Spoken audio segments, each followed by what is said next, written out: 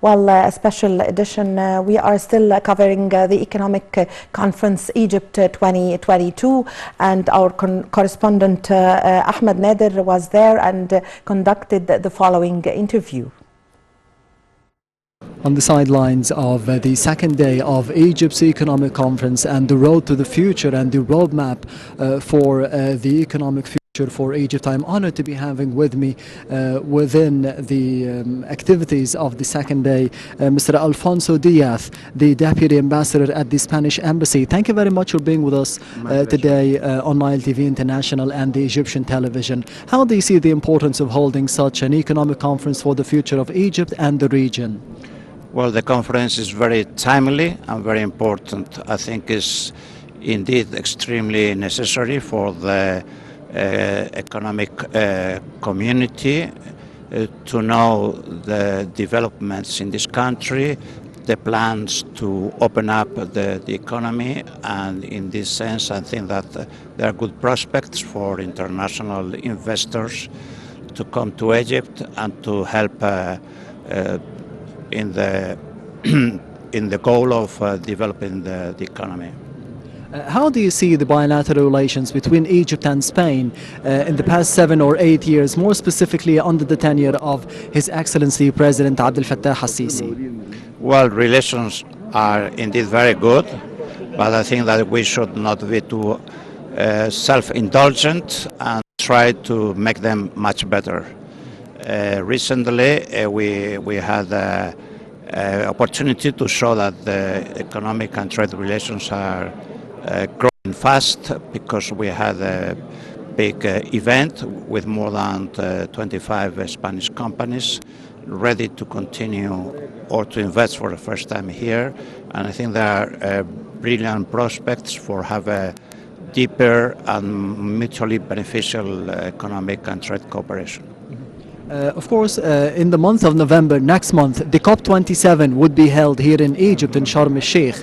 How do you see the preparations, the Egyptian preparations for such a summit and the anticipated participation for the Spanish side in it? My colleagues at the embassy, who are dealing with all the different aspects of the conference, tell me that it is very efficient, that things are running smoothly, and they are sure that from the logistic point of view, from the organizational point of view, we can trust Egypt. It will be a success.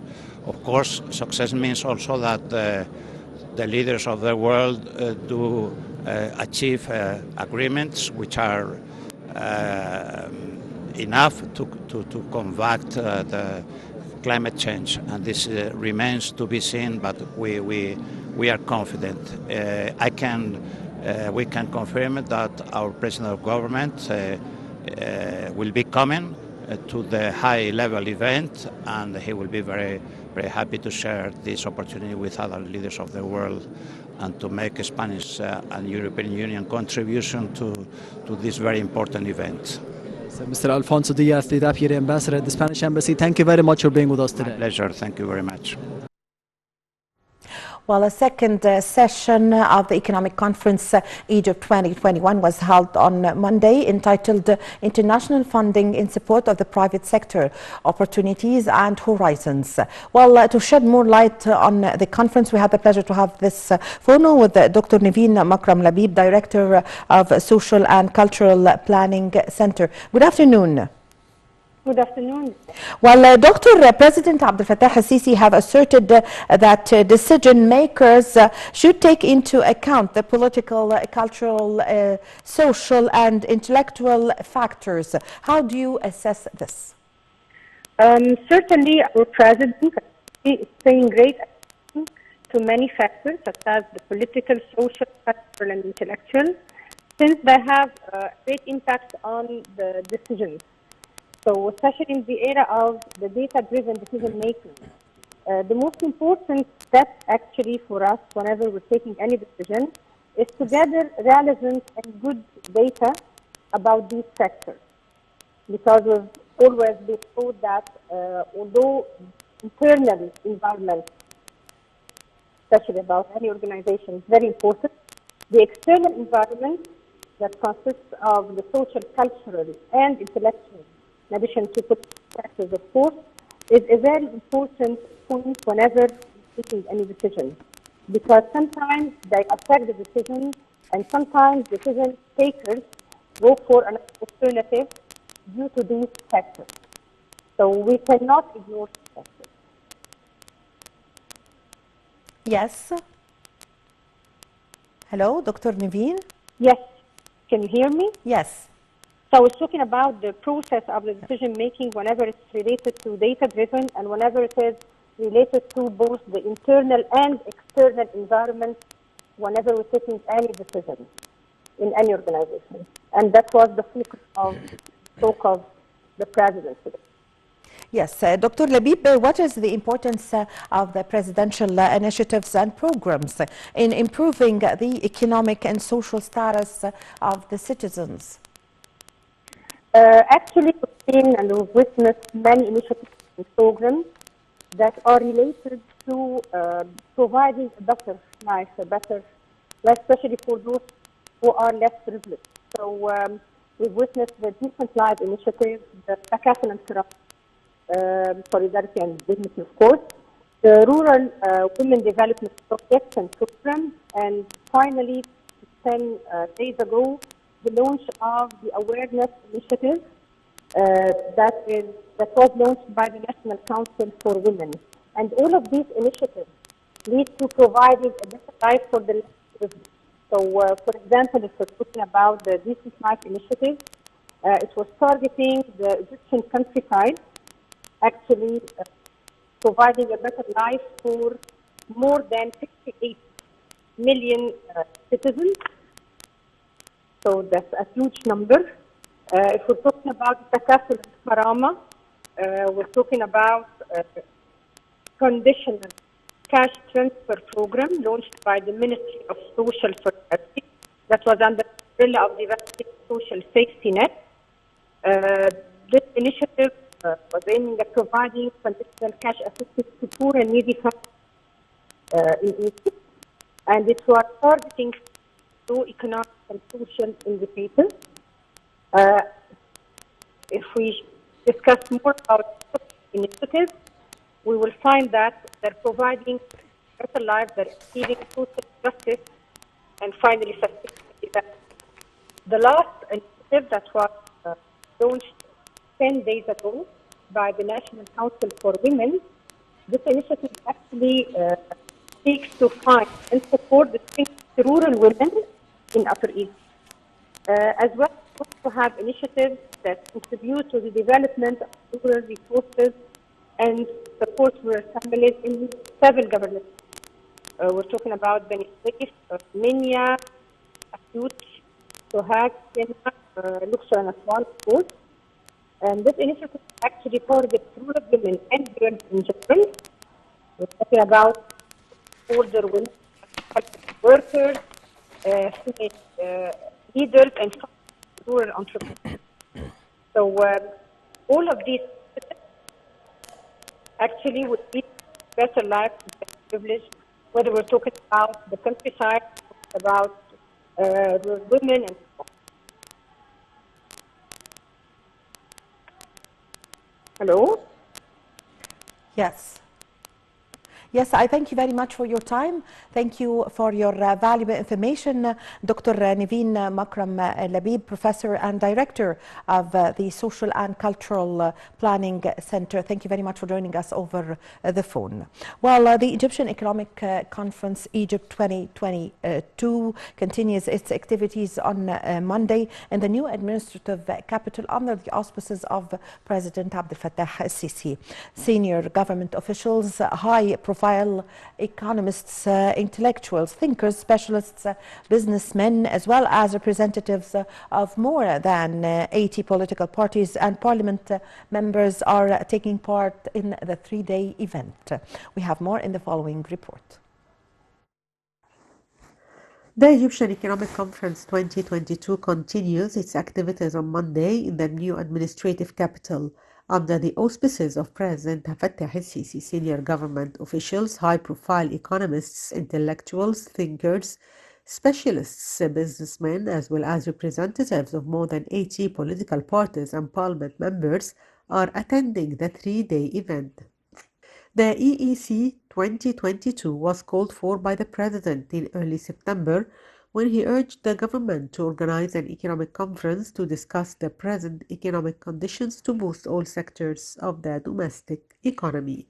The government has affirmed that the conference seeks to draw up an economic roadmap for Egypt and reach a common agenda on the country's economic priorities in the coming stage. The conference includes three tracks: macroeconomic policies, widening the scope of private sector contribution to the national economy, and drawing up a roadmap for the Egyptian economic priorities in the coming stage. The conference focuses on the government's state ownership policy document, which aims to raise the private sector's contribution to the national economy to over 65%. The National Dialogue's General Coordination and Head of the Press Syndicate, Dia Rashwan, revealed on the 20th of October that the Dialogue's economic subcommittees had sent 8 questions to be included in the agenda of the debates of the economic conference. The conference reviews the prominent conclusions and recommendations reached during the conference concerning the policies required to face the current challenges in the Egyptian economy. خطوة في حياتنا بنحسبها بحسبة الاقتصاد، والقرارات بتحتاج خطة واضحة ترسم طريق لاقتصاد قوي مرن تنافسي صامد في مواجهة الأزمات. في 8 سنين قدرنا نخوض التحدي لبناء الاقتصاد المصري، ولسه قادرين نتحد نتكامل نتفق لوضع رؤية للاقتصاد المصري وآليات تعزيزه وفق أفضل الممارسات الدولية. المؤتمر الاقتصادي في الفترة من 23 إلى 25 أكتوبر، فندق المأسة، العاصمة الإدارية الجديدة. خارطة طريق لاقتصاد أكثر تنافسية. Well, a second session of the Economic Conference Egypt 2022 was held on Monday, entitled International Funding in Support of the Private Sector, Opportunities and Horizons. This session draws attention to economic reforms which aim at increasing investments by both private and public sectors, with the indispensable role of the international partners in supporting these reforms. Minister of International Cooperation Rania Al-Mashrat said under implementation projects include projects that is receiving $23 billion in international development funding, with $7 billion of these funds going to the private sector. Well, we have more in the following interview that have been by Ahmed Nader, Nile TV's correspondent, who conducted the following interview with His Excellency Munir Fakhri Abdel Noor, former Minister of Tourism, Trade and Industry. Egyptian conference held. On the sidelines of Egypt's conference 2022, the roadmap for the future generations in terms of economy, I'm honored to be having with me Munir Fakhri Abdel Noor, the former Minister of Tourism, Trade and Industry. Thank you very much for being with us today. First of all, the speech that you have made today during the session, the first session for the day. How do you see the importance of having such a conference, a very unique place at the new administrative capital as well? I think the subject of the whole conference is extremely important at this specific juncture. It is about, essentially, it is about the role, the growing role of the private sector in Egypt, yes, and in the Egyptian economy, and executing the development plans of Egypt. So the whole idea is how to empower the private sector, what kind of incentives are needed to gain the confidence of the private sector, and to increase investments and get out of the crisis we're facing. Yes, and finally, the main point to be having a bigger role for the private sector. How can we be doing that, especially that His Excellency President Assisi spoke about the importance of doing that yesterday, and the facilitations needed to be having more investments coming from the outside world into the Egypt? Well, there are a lot of challenges, as you can imagine. but I think we have to give incentives. We have to clarify the laws and regulations. We have to facilitate doing business in Egypt. It's a big challenge, but I think we will succeed. Thank you very much for being with us today, Mr. بنحسبها بحسبة الاقتصاد، والقرارات بتحتاج خطة واضحة ترسم طريق لاقتصاد قوي مرن تنافسي صامد في مواجهة الأزمات. في 8 سنين